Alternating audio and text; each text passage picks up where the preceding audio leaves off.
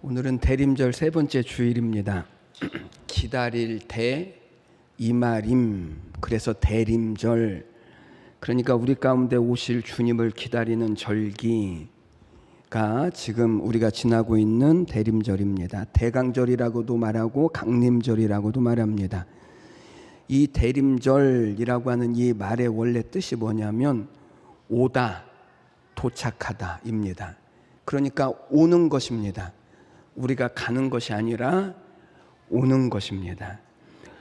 공항에 또는 역전에 오기로 약속되어져 있는 사람의 도착을 기다리는 것과 같이 이미 우리에게 오시겠다라고 약속하신 그분을 우리는 기다리는 절기, 이 절기가 대림절인 것입니다. 그러면 우리에게는 한 가지 중요한 질문이 있습니다. 그게 뭐냐면 우리는 어떻게 기다리고 있습니까? 우리는 잘 기다리고 있습니까? 정말 오시겠다라고 약속하신 그분을 기다리는 건 맞습니까? 오늘 우리는 이 말씀을 통해서 우리의 기다림이 무엇인지를 우리는 확인해 보셔야 합니다. 왜냐하면 이 기다림에 따라서 그분을 만날 수도 있고 만나지 못할 수도 있기 때문에 그렇습니다. 매년 12월이 되면 누구나 다 똑같은 말을 합니다. 다사다난했다고.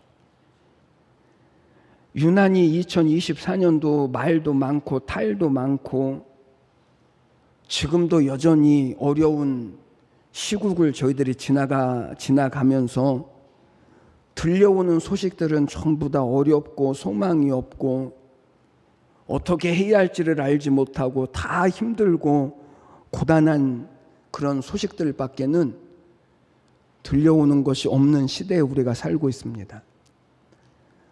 누구 하나도 너나 할 것 없이 모든 사람들이 다 힘든 시대를 우리들이 지금 살고 있습니다. 그럴 때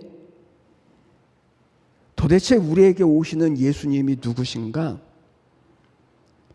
그분이 도대체 이 세상 가운데 그분이 왜 오시는가? 그리고 그분의 오심이 우리와 도대체 무슨 상관이 있는 것일까? 라고 하는 것에 대하여서 우리는 관심을 가지셔야 하고 왜 그런지에 대해서 우리는 분명하게 아셔야 합니다. 예수님의 오심을 오늘 성경에서 말씀하고 있는 것처럼 온 인류에게 큰 기쁨의 좋은 소식이 되어지고 그리고 하나님의 평화가 이 땅 가운데 임하는 그런 날이다 라고 성경은 말씀을 합니다. 그런데 모든 사람들에게 기쁨과 평화의 주님이 오시는 것은 아닙니다. 성경을 보아도 성탄하신 예수님을 만난 사람들은 들판에서 양을 치던 목자들, 그리고 별을 연구하면서 동방에서부터 경배하기 위해서 찾아왔던 동방박사들, 그리고 시므온이라고 하는 사람과 안나라고 하는 사람이 이 처음에 탄생하신 예수님을 만났습니다. 그런데 소문만 듣고 예수님을 만나지 못한 사람들, 동방박사들에게 메시아를 만나면 알려달라고 말했던 헤로드 왕이나 왕의 명령을 받고 2살 이하의 모든 남자아이들을 학살하기 위하여서 예루살렘을 덮쳤던 군인들이나 또 메시아 탄생을 성경을 통해서 알고 있었던 제사장들이나 그리고 서기관들이나 레위 사람들은 주님을 만날 수가 없었습니다.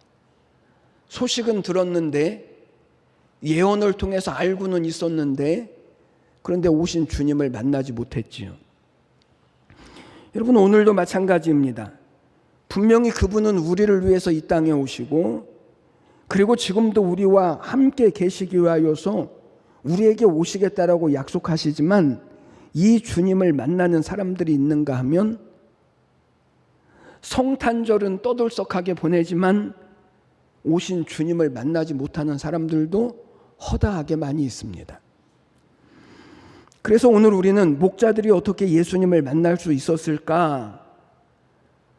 그 이유에 대해서 오늘 우리는 말씀을 통해서 보아야 합니다. 오늘 본문의 내용은 이렇습니다. 8절 말씀을 보니까 목자들이 밤에 밖에서 자기 양떼를 지키고 있을 때 하늘에서 빛이 비추었습니다. 그리고 천사들이 그 옆에 와서 천사들이 그들 옆에 왔고 목자들이 크게 무서워하고 떨고 있을 때 그 천사가 이렇게 말합니다. 10절 말씀, 무서워하지 말라. 내가 온 백성에게 미칠 큰 기쁨의 좋은 소식을 너희에게 전하노라. 11절 말씀, 오늘 다윗의 동네에 너희를 위하여 구주가 나셨으니 곧 그리스도 주시니라. 12절 말씀, 너희가 가서 강보에 쌓여 구유에 누워있는 아기를 보리니 이것이 너희에게 표적이니라. 그리고 그때 하늘의 수많은 천군 천사들이 찬송하기를 지극히 높은 곳에서는 하나님께 영광이요 땅에서는 기뻐하심을 입은 사람들 중에 평화로다. 이 한마디를 하려고 하늘의 천군 천사들이요 전부 다 동원되어졌습니다. 지극히 높은 곳에서는 하나님께 영광이고 땅에서는 기뻐하심을 입은 사람들에게 평화로다. 그리고 천사들이 하늘로 올라가고 목자들이 서로 이렇게 말합니다. 15절 말씀, 이제 베들레헴으로 가서 주께서 우리에게 알리신 바 이 이루어진 일을 보자. 그리고 그들이 빨리 베들레헴으로 가서 마리아와 요셉과 아기 예수님을 보았고 지금까지 되어진 모든 이야기를 마리아와 요셉에게 말하였습니다. 그리고 20절 말씀에서 목자가 자기들에게 이르던 바와 같이 듣고 본 그 모든 것을 인하여 하나님께 영광을 돌리고 찬송하며 돌아가니라. 여러분, 이 말씀을 읽으면서 한 가지 질문이 생겼습니다.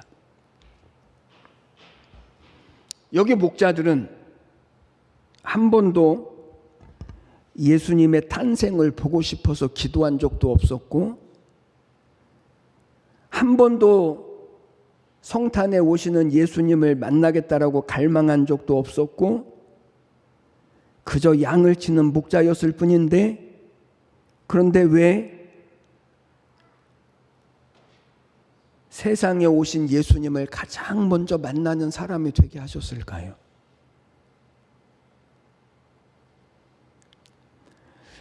한마디로 말하면 하나님의 은혜입니다. 여러분 여기 은혜라고 말씀을 드렸는데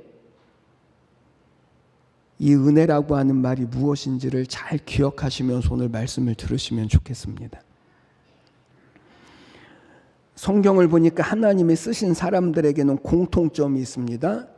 그것은 하나님의 은혜를 입었다라는 것입니다. 모세를 보십시오. 한 번도 이스라엘의 지도자가 되게 해달라고 기도한 적도 없고 한 번도 이스라엘 백성들을 애굽에서부터 출애굽시키는 그런 지도자가 되겠다라고 구한 적도 없었습니다. 40살부터 80세까지 미디안 광야에서 자기 양도 아니고 장인의 양을 치면서 살았던 사람인데 그런데 하나님께서 어느 날 불붙는 가시떨기 나무 가운데 나타나시고 그에게 말씀하십니다. 애굽에 들어가서 내 백성들을 인도해내라. 모세는요 5번이나 거절했습니다. 그런데 하나님이 강제적으로 모세를 부르셨고 보내시는 것입니다. 이게 은혜입니다. 사도 바울을 보십시오. 예수 믿는 사람들을 피팍했던 사람입니다.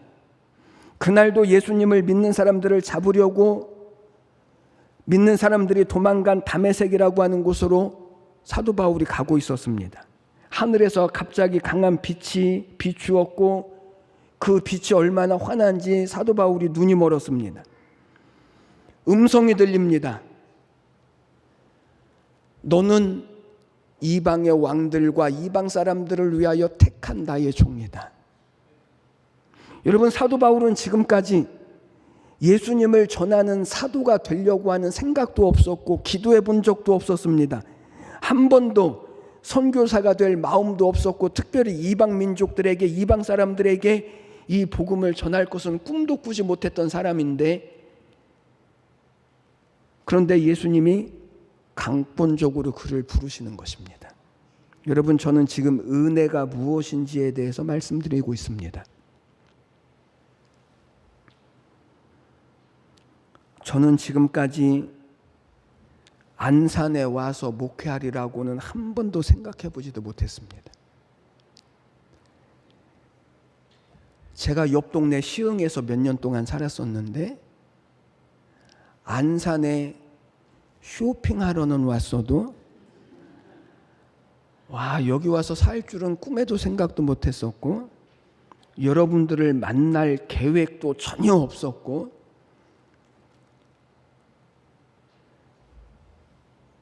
이게 하나님의 은혜입니다. 여러분, 베드로를 보십시오. 갈릴리 호수에서 고기를 잡으면서 생계를 근근히 유지했던 사람이 베드로입니다. 한 번도 주님의 제자가 되겠다라고 생각해 본 적도 없고, 한 번도 로마에 가서 복음을 전하다가 순교하리라고 다짐해 본 적도 없습니다. 그런데 그런 베드로가 주님의 제자가 되어졌습니다. 로마에 가서 복음을 전하다가 십자가에 거꾸로 못 박혀서 죽습니다. 이게 은혜입니다. 은혜가 무엇인가? 은혜는 100% 하나님의 의지대로 하는 것. 여러분, 은혜 구하십니까? 은혜 달라고 오늘도 기도하셨죠? 은혜가 뭐라고요? 내 의지가 아니라 100% 하나님의 의지대로 나를 이끌어 가시는 게 은혜인 거예요. 그러면 왜 당시에 수많은 사람들 가운데 하필이면 이 목자들에게 주님은 성탄하신 예수님을 가장 먼저 보여주셨을까요? 하필이면 왜 목자입니까? 왜 목자에게 그런 은혜를 주셔서 이 세상에 가장 먼저 오신 그 예수님을 제일 먼저 알게 하셨을까요? 왜 제사장들이면 안 됩니까? 왜 서기관들이나 잘 믿는 바리새인들은 왜 안 되었습니까? 왜 이 사람들은 예수님을 만나는 은혜를 주시지 않았습니까? 왜 하필이면 목자일까요? 따라하겠습니다. 그만한 이유가 있습니다. 은혜도요, 그만한 이유가 있습니다. 은혜는 값없이 주시는 것이지만, 우리에게 거저 주시는 것이지만, 그러나 은혜에도요, 이유가 있습니다. 왜 하필이면 목자들이 그런 은혜를 입었을까요? 첫 번째, 이 목자들은요, 성실한 사람이었습니다. 여러분, 여기 성실이라고 하는 말은 세상에서 말하는 성실과는 조금 다릅니다. 여기 성경에서 말하는 성실을 다른 말로 말하자면 깨어있다입니다. 뭐 한다고요? 깨어있습니다. 여러분, 성경을 보십시오. 깨어있지 못한 사람들이 주님을 만난 적이 있습니까?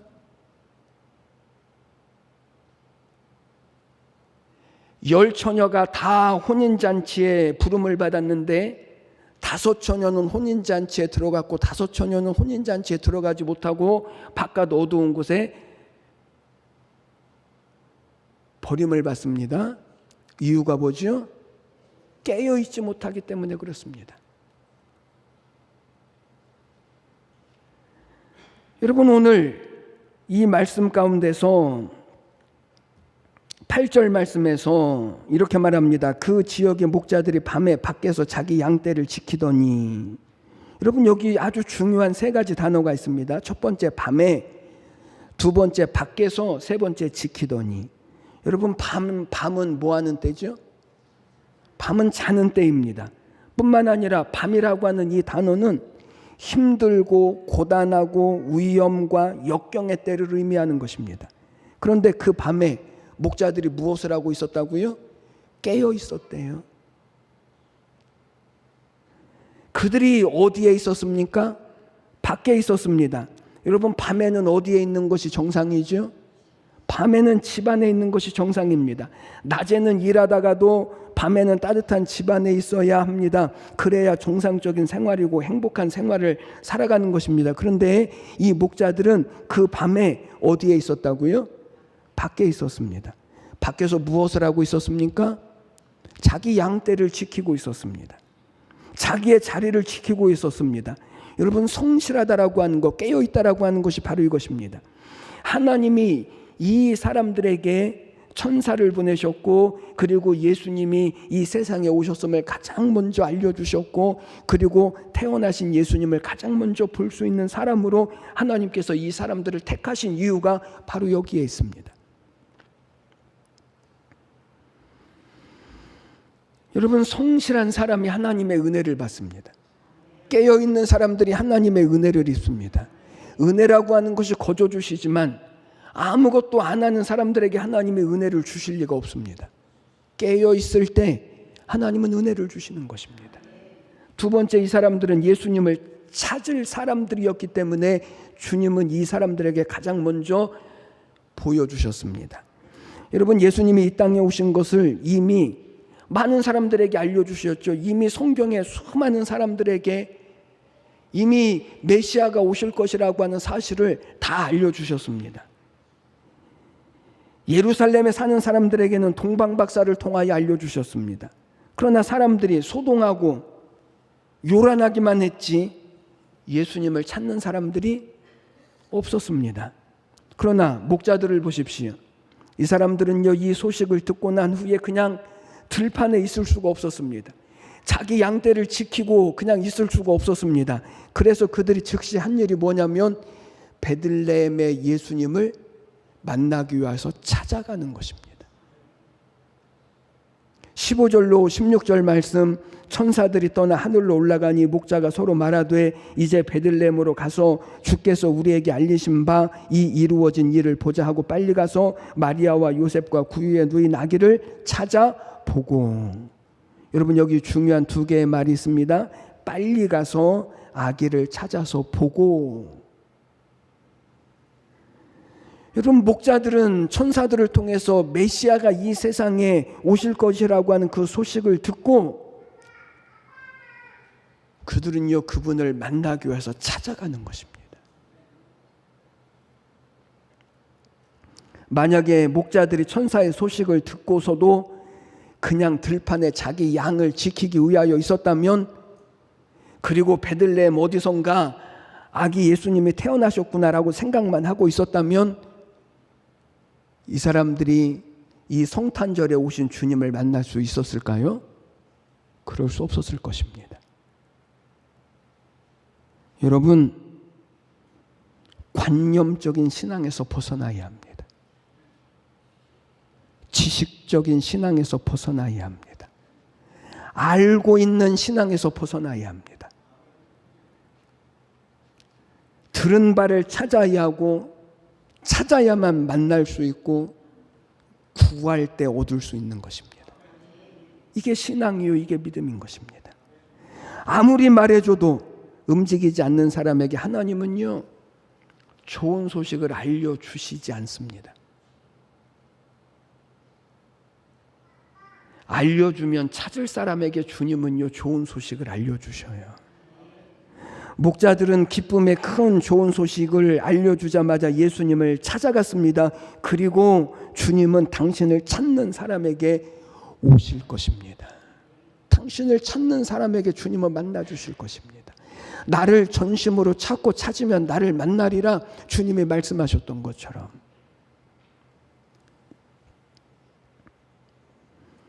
오늘도 성경은 우리에게 예수님이 오실 것을 말씀합니다. 성탄절을 모르는 사람이 있습니까? 성탄절에 예수님이 오신다라고 하는 사실을 모르는 사람이 있나요? 없습니다. 그러나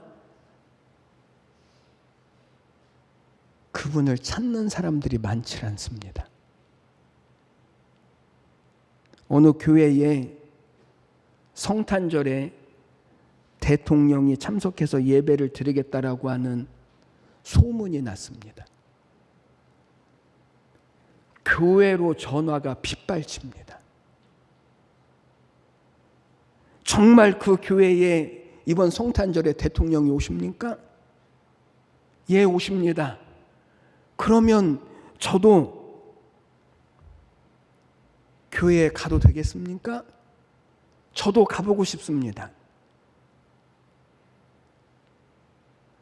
목사님이 이렇게 말했습니다. 그런데 대통령보다 더 중요한 분이 오십니다. 사람들이 묻습니다. 도대체 대통령보다 더 중요한 사람이 누구입니까? 목사님이 이렇게 대답했습니다. 성탄절에 우리 교회에 오시는 가장 중요한 분은 예수님이십니다.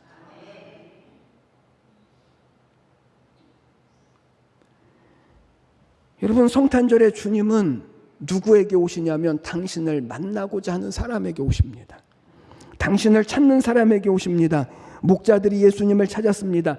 알려주면 찾을 사람인 줄을 하나님은 아셨기 때문에 목자들에게 가장 먼저 예수님이 오신다라고 하는 소식을 알려주신 것입니다. 그리고 그들이 이 처음 성탄절에 주님을 만나는 사람이 되어진 것입니다. 저는 오늘 우리 모두가 부디 성탄절에 이 오실 주님을 만나시는 이 은혜를 입게 되시기를 주님의 이름으로 축복합니다. 세 번째, 하나님께 영광을 돌린 사람이기 때문에 그렇습니다. 하나님께서 목자들에게 예수님이 이 땅에 오신다라고 하는 소식을 가장 먼저 알려준 이들이 이 목자들인데, 왜 하필이면 목자들에게 알려주셨다고요? 이 사람들은요, 깨어있는 사람이었습니다. 밤에 밖에서 자기 양떼를 지키는 사람들이었습니다. 또 이 사람들은 알려주면 찾을 것이기 때문에 이 사람들에게 주님이 오시겠다라고 하는 소식을 가장 먼저 알려주었습니다. 그리고 또 한 가지는 이 사람들은 예수님을 만나면 모든 영광을 하나님께 돌릴 사람인 줄을 알았기 때문에 주님은 이 사람들에게 이 처음 소식을 알려주셨고 이들을 만나주신 것입니다. 오늘 20절 말씀을 보면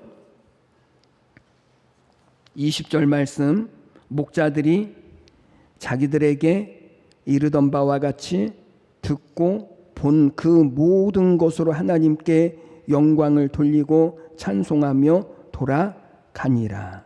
여러분, 이 말의 뜻은 예수님을 만난 사람들의 삶은 하나님께 영광을 돌려드리는 삶, 그리고 찬송하는 삶, 기쁨의 삶을 산다라는 것입니다. 그래서 성탄의 특징이 뭐죠? 성탄은 믿는 사람이나 믿지 않는 사람이나 다 즐거워하고 흥겹고 기쁨이 있고 감격 있는, 이것이 성탄의 특징 아닙니까? 여러분, 예수님을 만나면 바뀝니다. 운명이 바뀝니다. 여러분, 점 보러 가보셨습니까? 물어도 대답은 안 하겠지요. 믿는 사람들은요, 점이 안 보인대요. 왜 그럴까요? 운명이 바뀌어서 그래요. 운명이 바뀌어서. 세상 사람들은 다 운명대로 살지만 여러분, 신기할 것 없습니다. 어떻게 이렇게 딱딱 맞추죠? 세상 사람들에게는 운명이 있어서 그래요. 그런데 예수를 믿으면 세상의 운명대로 살지 않아요. 하나님의 말씀과 섭리와 은혜로 사는 사람들이 되죠. 운명이 바뀌는 거예요. 운명이. 슬픔이 변하여 기쁨이 되게 하시고, 근심이 변하여 희락이 되게 하시고, 목자들이여 찬양하며 돌아갔다라고 하는 말은 그들의 삶의 자리, 그 양떼가 있는 그들의 삶의 자리 일터로 그들이 기쁨을 가지고 돌아갔다라고 하는 말이요, 넘치는 하나님의 은혜의 삶을 살기 시작했다라고 하는 말인 거예요. 이제는 그들의 모든 삶의 현장이 이제는 찬송하는 곳이 되어지고 기쁨이 되어지고 하나님의 은혜가 넘치는 자리가 되게 되었다는 거예요. 이것이 성탄절에 주님을 만난 사람들의 복인 거예요. 몇 년 전 뉴스에서 37살 된 아버지가 1살 된 자기 딸의 병을 고치기 위하여서 간의 절반을 잘라서 이식 수술을 해준 기사가 났습니다. 이 수술을 하다가 살 수 있는 확률은 반반입니다.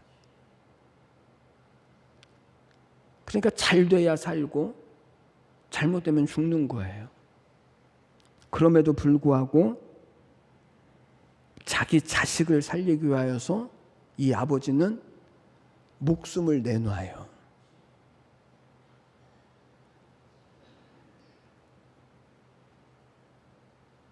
그런데 하나님은 우리를 살리시기 위하여서 당신의 하나밖에 없는 독생자를 이 세상에 보내주셔요. 예수님은 당신이 죽을 줄 알면서 우리를 사랑하셔서 이 땅에 기꺼이 오셔요.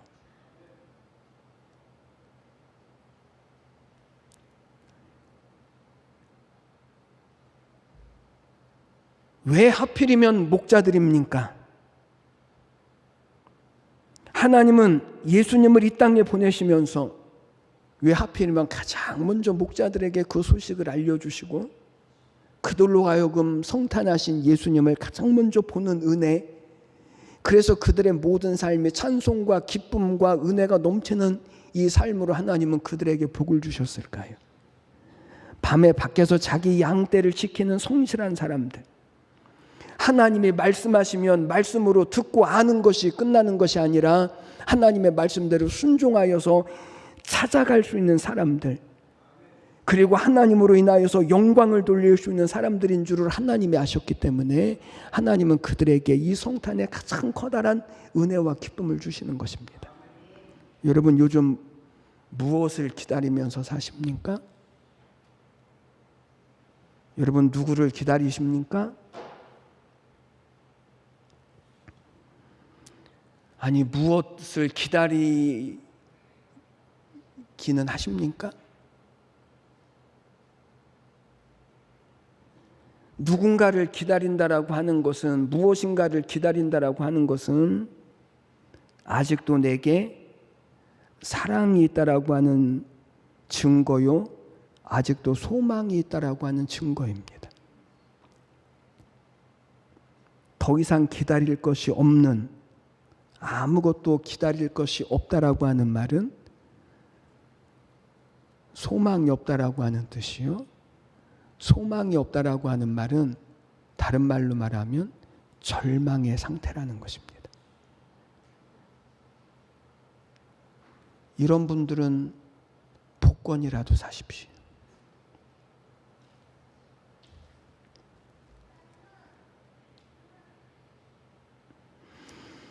여러분, 오늘 이 한 주, 그리고 주님의 성탄이 있는 이 한 달,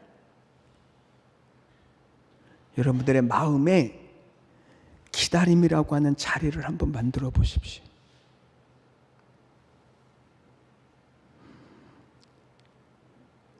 특별히 이 성탄절기를 기다리는 사람으로 한번 살아보십시오. 주님의 오심을 기다리고, 주님으로부터 오실 은혜를 기다리고, 우리의 삶을 찬송으로 바꾸고 기쁨으로 바꿔내신 이 하나님의 약속을 기다리는 사람으로 사십시오. 오실 예수 그리스도에게 소망을 두시고, 오늘 목자들에게 오셨던 것처럼 오늘 우리의 삶 가운데도 오실 이 기다림의 아름다운 믿음의 사람으로 오늘 저는 우리가 다 서게 되시기를 주님의 이름으로 축원해 드리는 것입니다. 생텍쥐베리의 어린 왕자, 이 동화에 보면 여우가 이렇게 말을 합니다. 기다리는 이가 4시에 온다면 나는 3시부터 행복해질 것이다.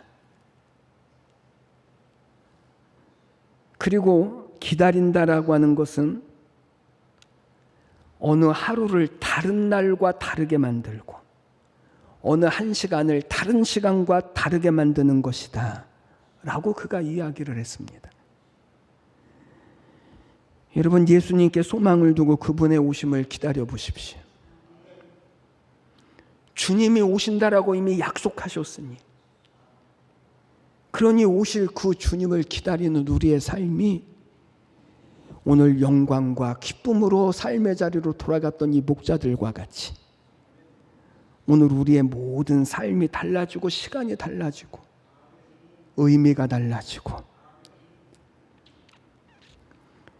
기다리는 이 시간만큼 우리의 모든 삶의 시간들은요 특별해질 것입니다. 예수 그리스도를 기다리는 시간은 이 성탄절에 우리 모두가 오시는 주님을 만나게 되시기를 소망하고, 그래서 우리가 우리의 삶의 자리로 돌아갈 때 여전히 힘들고 고단하고 어려운 이 세상이지만 오늘 찬송하며 기쁨과 영광으로 삶의 자리로 돌아갔던 목자들과 같이 기꺼이 찬송하며 우리의 삶의 자리로 하나님께 영광을 돌리며 우리의 삶의 자리로 나가실 이 주님의 은혜를 저는 오늘 우리 모두에게 부어주시기를 주님의 이름으로 간절히 축원해 드립니다. 기도드리겠습니다. 하나님 아버지, 주님이 오시는 성탄을 저희들이 기다립니다. 하나님, 오늘도 주님이 오시겠다라고 목자들에게 말씀하셨던 것처럼 오늘도 주님은 우리에게 말씀하십니다. 주님이 오실 것이라고. 하나님, 오늘 우리 안에 주님의 오심을 사모하는 마음, 기다리는 마음을 부어주시어서 주님이 오실 그 오심을 저희들이 하나님 다 발견하게 하여 주시옵시고, 주님을 만나는 자들이 이제는 삶의 현장이 기쁨의 자리가 되고 찬송의 자리가 되고 축복의 자리가 되게 하여 주시어서 예수로 말미암아 사는 우리의 인생과 우리의 삶의 자리가 하나님께 영광이 되도록 주님 축복하여 주시옵소서. 감사와 찬양을 드리며 예수님의 이름으로 기도드리옵나이다. 아멘.